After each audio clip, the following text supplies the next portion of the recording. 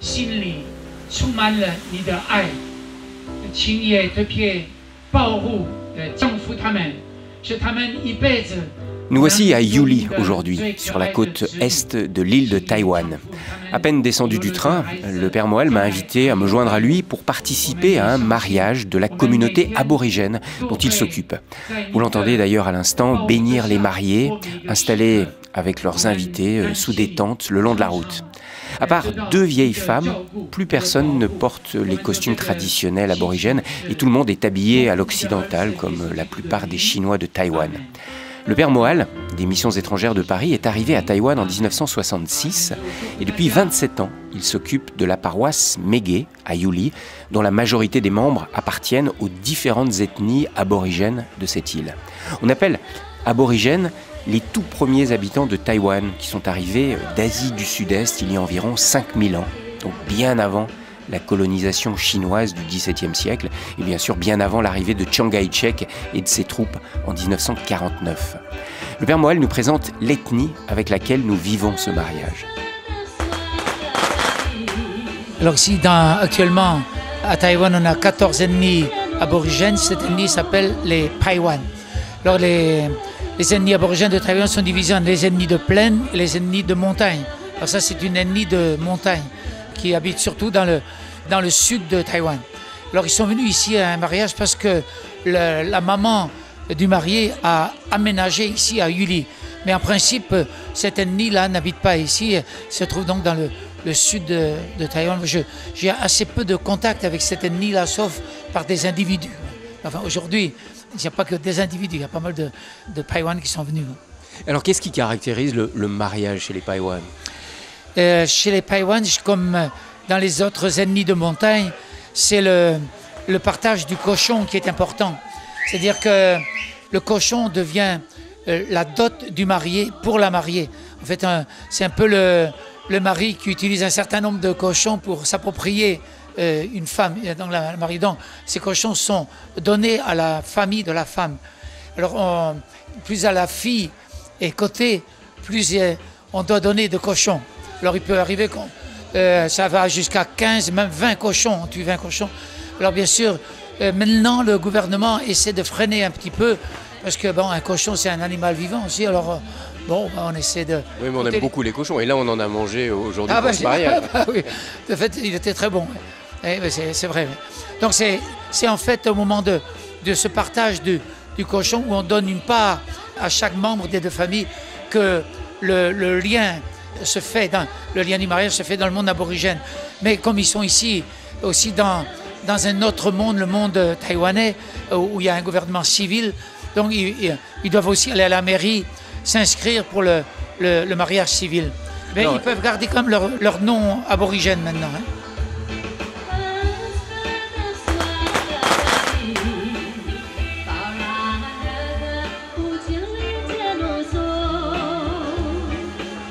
Madame Lang Lang, aujourd'hui c'est un grand jour, votre fils qui se marie et nous fêtons cette grande fête à laquelle vous m'avez gentiment invité et je vous en remercie.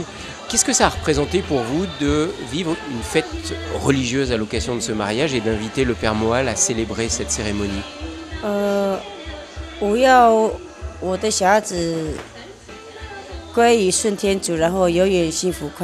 Je souhaite que mon fils et sa nouvelle épouse appartiennent toute leur vie à Dieu et qu'ils soient heureux durant toute leur existence. Je veux remercier tous ceux et celles qui ont participé à ce mariage, le père Moal, les chrétiens qui sont venus et tous ceux qui ont fait un long voyage depuis leur montagne.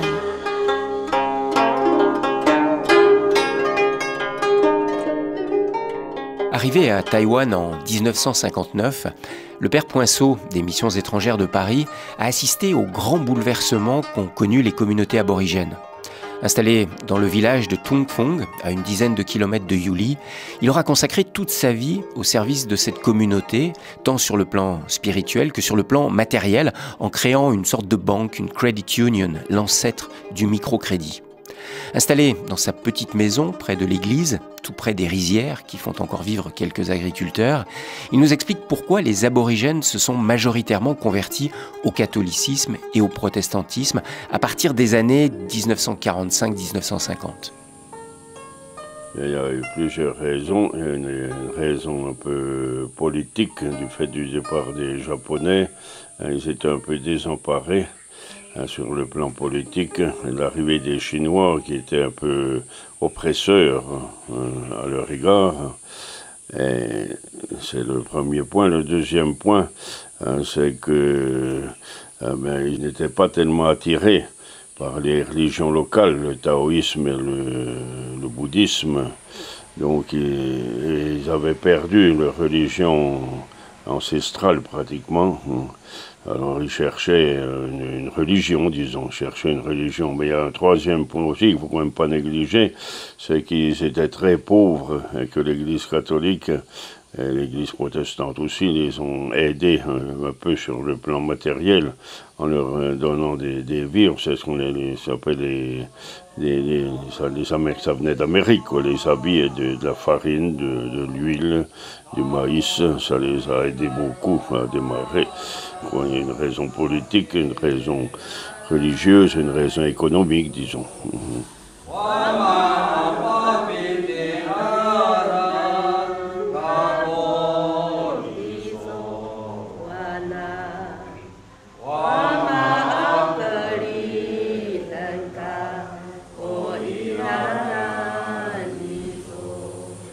Père Maurice Poinceau, ça fait plus de 50 ans que vous êtes ici. Qu'est-ce que vous avez observé comme changement sur l'acceptation et l'intégration des aborigènes dans la société taïwanaise? Est-ce qu'ils sont plus acceptés aujourd'hui? Eh bien, il y a une évolution assez forte du fait que, quand je suis arrivé, pratiquement tous les aborigènes restaient encore dans les villages. Mais petit à petit, le gouvernement a développé à l'ouest de l'île une industrie assez importante et ça a attiré beaucoup de monde et de la jeunesse. Pratiquement tout le monde a parti à l'ouest pour travailler dans les usines et ça les a davantage quand même intégrés à la société taïwanaise puisqu'ils avaient des patrons taïwanais puis ils étaient en permanence en relation avec des Taïwanais, quoi. C'est ce qui veut dire qu'aujourd'hui dans les villages dont vous vous occupez, autour de nous ici, il n'y a que des personnes âgées? Pratiquement que des personnes âgées et puis quelques cultivateurs qui cultivent encore les rizières quand même. Mais disons que la plupart des jeunes ne sont pas là, quoi. Ils sont pas là. Et alors, est-ce que cet exode rural entraîne la disparition progressive des traditions Amitsu aborigènes? Eh bien, c'est-à-dire qu'ils essaient, tant qu'ils peuvent, de garder à l'ouest, de reconstituer leur tradition, de se réunir entre eux. Il reste comme encore quelque chose. Et puis en plus de ça, ils reviennent plusieurs fois par an dans les villages. Ils reviennent pour la fête des moissons. Ils reviennent pour ce qu'on appelle la fête des morts. Alors, ça les fait quand même revivre un peu la vie du village pour quelques jours. Et là, ils ont leur tradition, leur danse, leur chant. Oui, ils reprennent tout le système traditionnel. Et ils sont, disons même que ceux de l'Ouest, ils seraient même de plus en plus attachés au système traditionnel.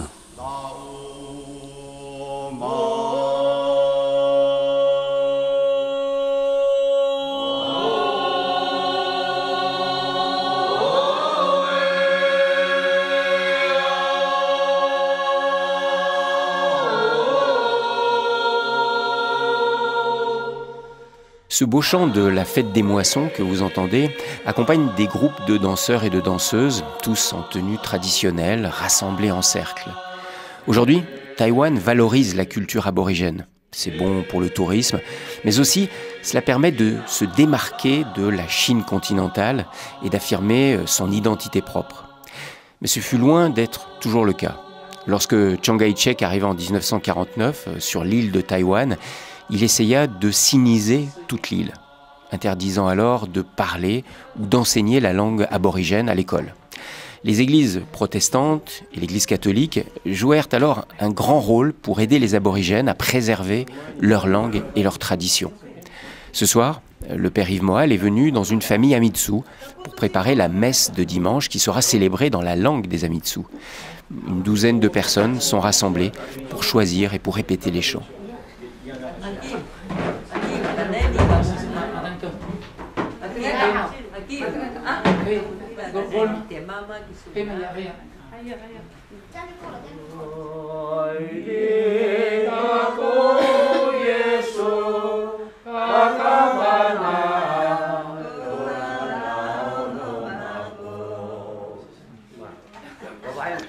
Alors Père Moal, excusez-moi, mais est-ce que vous venez souvent prier, chanter des cantiques comme ça dans les familles Amitsu, comme nous l'avons vécu ce soir? C'est tous les vendredis soirs, oui. En fait, tous les soirs, on a des réunions de prière, mais c'est avec différents groupes ethniques. Ça fait qu'on change de langue. Si c'est avec les Bunun, on chante en langue Bunun. Si c'est avec les Han, on chante en mandarin. Et là, c'était les Amitsu. Oui, donc on a chanté en langue Amitsu. Oui. Et vous avez béni la maison aussi à la fin de la prière? Vous faites souvent ça? Oui, parce que l'eau, en fait, eux, traditionnellement, ils utilisent aussi de l'eau pour bénir. Et c'est assez spécifique, non seulement dans le monde aborigène, mais même aussi dans le monde des Han. Les bouddhistes utilisent aussi l'eau. Pour bénir, et notamment bénir la maison, comme vous venez de le faire. Donc ils ont bien assimilé cette coutume qui est aussi une coutume chrétienne traditionnelle. Alors j'ai été surpris parce que les livres de chants que vous nous avez distribués ne sont pas du tout écrits en idéogramme chinois, mais en lettres occidentales. Oui, en romanisation. C'est parce qu'en fait, les aborigènes n'avaient pas de langue écrite. C'était des langues orales. Alors que nous sommes arrivés ici, les missionnaires, nous avons voulu mettre leur langue par écrit. On a commencé par utiliser l'alphabet japonais, puisqu'ils parlaient japonais. Ils avaient été occupés par les Japonais pendant 50 ans. Ben oui, mais on a remarqué que les sons de l'alphabet japonais, que ce soit le katakana ou l'hiragana, ne correspondaient pas absolument aux sons des langues aborigènes. C'est pour ça qu'on a donc utilisé la romanisation, qui est beaucoup plus juste sur le plan des sons. Alors je suis très surpris en regardant tout autour de nous. Il n'y a aucun élément, je dirais, de culture traditionnelle Amitsu. Je vois par contre beaucoup de trophées de sport, de photos de baseball. C'est un sport très important chez les Amitsu. Alors voilà, c'est parce que la famille dans laquelle on se trouve a les parents ont 3 garçons et ce sont tous des sportifs.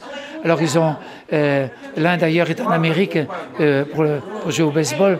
Il va être très connu bien sûr très bientôt. Enfin voilà ici. Et en fait, les aborigènes en général sont très sportifs. On a beaucoup d'aborigènes ici dans le monde sportif qui sont qui gagnent beaucoup de courses et tout ça. Qui sont des champions. Des champions. Il y en a qui ont participé aussi aux Jeux Olympiques, qui ont eu des médailles aux Jeux Olympiques. Ce qui participe à une meilleure intégration des aborigènes dans la société taïwanaise. Aussi oui, parce qu'ils sont fiers que ce soit un aborigène ou un Han, quand il a une médaille internationale, mais ils sont fiers. C'est Taïwan qui remporte. Voilà.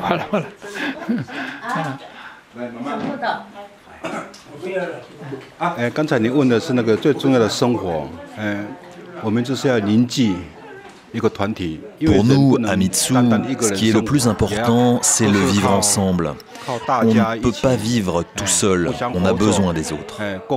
Nous aimons parler ensemble, vivre ensemble.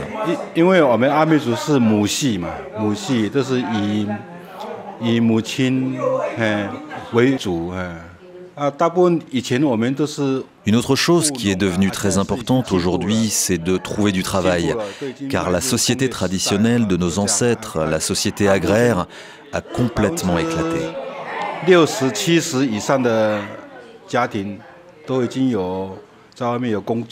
Aujourd'hui, 60 à 70% des Amitsu vivent dans les villes, dans les zones industrielles de Taipei ou de la côte ouest. On doit faire face à cette réalité. Alors justement, beaucoup de jeunes partent habiter dans les villes. Est-ce que vous n'avez pas peur que vos enfants, vos petits-enfants perdent la langue qui est la vôtre et la culture qui est la vôtre? 是的，没有错。刚才讲，子女都往外面生活，为了生计，对。 Vous savez, moi-même, je suis resté travailler à l'extérieur pendant 37 ans. Je suis revenu il y a 4 ou 5 ans. J'avais effectivement perdu de mon identité à Mitsu. Mais quand je suis revenu, j'ai heureusement trouvé ce groupe de la paroisse qui non seulement m'a aidé à renouer avec ma culture, mais je peux dire que ce groupe m'a aussi sauvé sur le plan intérieur.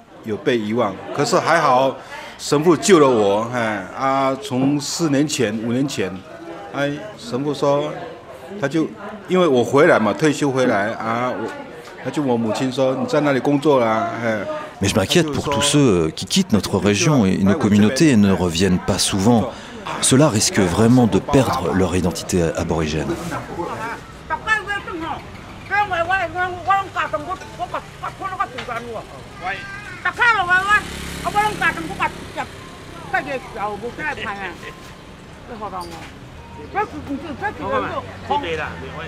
Père André Chang, ça fait 3 ans maintenant que vous êtes dans cette paroisse catholique de Yuli.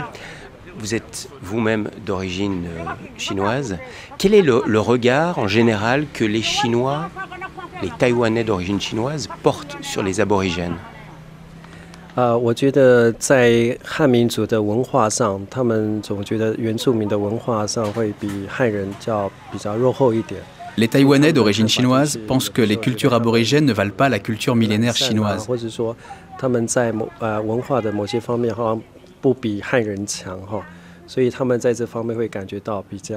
Ils considèrent les aborigènes comme des arriérés.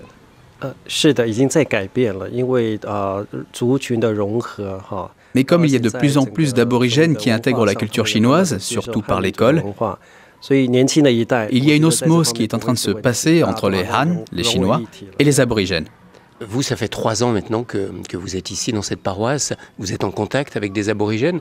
Qu'est-ce qui a changé dans votre regard sur eux? 我觉得在他们的就是他们是很单纯的在他们的所谓的生活当中，他们对人的那种关系上，他们是很善良的J'ai découvert que les aborigènes sont beaucoup plus directs et spontanés que nous, les Chinois.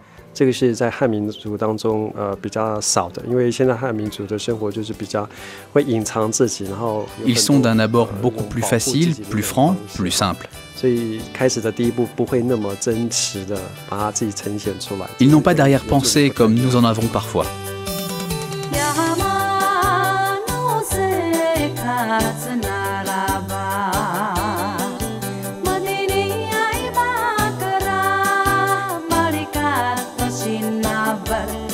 Hello, my name is Robert Wu and my Bonjour, Chinese name mon nom est is Robert Hu et mon nom chinois est Hu Henting. Mes parents sont de la Chine continentale et je suis de la 2e génération ici à Taïwan. Actually, it's not easy for Chinese people, traditional. Vous savez, c'est pas facile pour les Chinois d'accepter les aborigènes car nous vivons tellement différemment. Les Chinois sont pleins de zèle, travaillent beaucoup. On commence à travailler tôt le matin et on ne s'arrête pas avant tard le soir. Mais les aborigènes sont nés, on dirait, pour profiter de la vie. Ils sont très naturels, ils profitent du soleil qui brille, de la nature. Nous avons des valeurs très différentes, mais c'est très difficile pour que les Chinois comprennent et acceptent le mode de vie aborigène. Oui, c'est pas facile. Et là, je vous dis vraiment la vérité.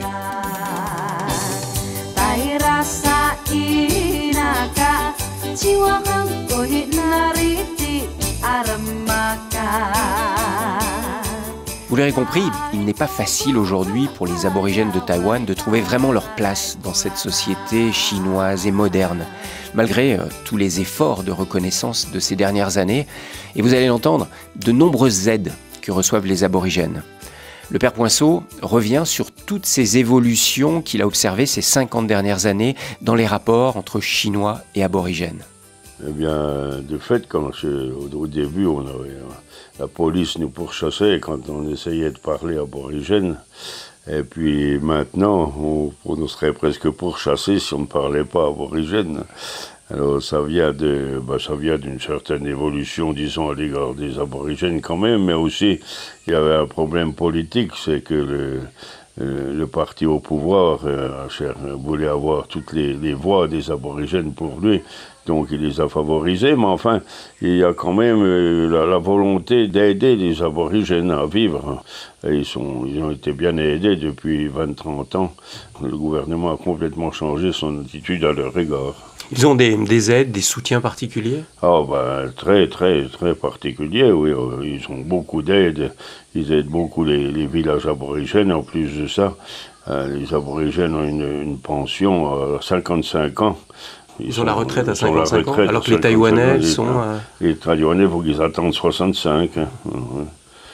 Donc ils sont très favorisés, disons, par le gouvernement. Très ou trop favorisés? Bah, moi, je dirais presque trop, parce que ils sont dépendants, disons. Ils sont assistés, c'est le mot. Oui. Et ils aiment ça, ils aiment être assistés, parce que... Et quelles conséquences ça a dans leur vie? Ben, ça a qu'ils n'ont plus d'initiative, quoi. Puis alors, ils ont de l'argent et ils boivent. L'alcool est un gros problème chez les aborigènes. Un gros problème d'alcool. Ils boivent pratiquement toute leur retraite parce qu'ils n'en ont pratiquement pas besoin. Alors, on a essayé de fonder des crédits unions pour essayer qu'ils se développent eux-mêmes, qu'ils se prennent en charge, mais c'est très difficile. C'est très difficile.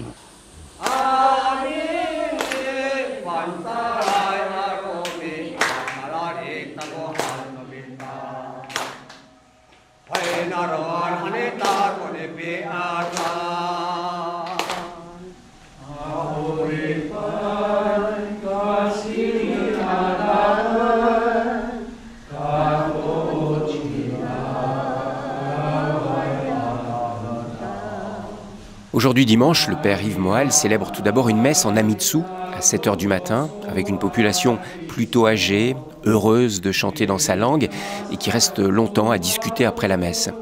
Puis 2 heures plus tard, l'église est de nouveau pleine pour la messe cette fois-ci en mandarin, avec plus de familles, d'enfants et un mélange de Chinois et de jeunes aborigènes.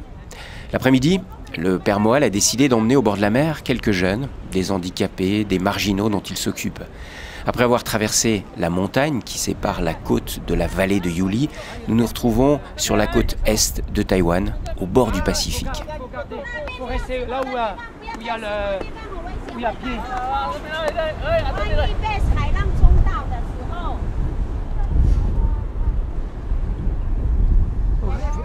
Alors Père Moal, il faut rester là où il y a pied, parce que la mer est dangereuse ici. C'est-à-dire qu'il y a un courant qui t'amènerait vers le large. Après, pour revenir, c'est dur. Vous venez souvent, vous baignez ici avec les personnes qui sentent? En été, oui. Dans le temps, on allait surtout dans les rivières près de Yuli. Mais comme ils ont ouvert récemment une route qui permet de la vallée où nous habitons à venir à la mer assez rapidement, en 30 minutes, on aime beaucoup venir ici, sur cette plage là, de Chong'an. Et vous emmenez qui avec vous là? On amène surtout les handicapés, des jeunes, des enfants.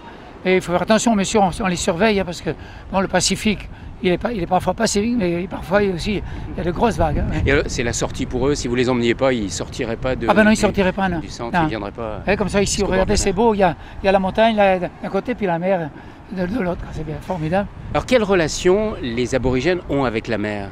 Alors ça dépend quels aborigènes, parce qu'on considère les aborigènes de montagne, ceux qui habitaient dans le temps à 2000 mètres d'altitude et tout ça. Donc ils avaient une certaine relation avec l'eau par les petites rivières des montagnes. Mais pas avec la mer. Mais pas avec la mer.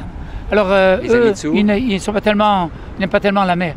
Mais les Amitsu, qui sont des gens de la mer, alors là, ils vivent continuellement dans l'eau.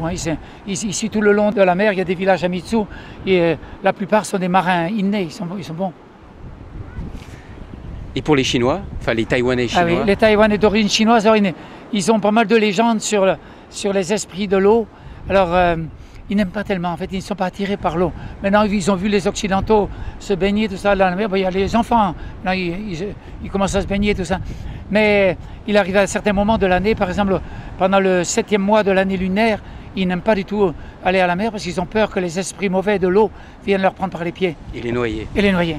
Alors, ordinairement, quand c'est ces cas-là, je vais d'abord, je leur montre, regardez, aucun mauvais esprit est venu me prendre par les pieds. Alors là, les enfants osent entrer dans l'eau à ce moment-là. On sent le breton qui aime la mer, là. Ah, peut-être. Bon, allez, je vais vous laisser vous baigner. Bon, très bien, merci. Allez-y, allez-y.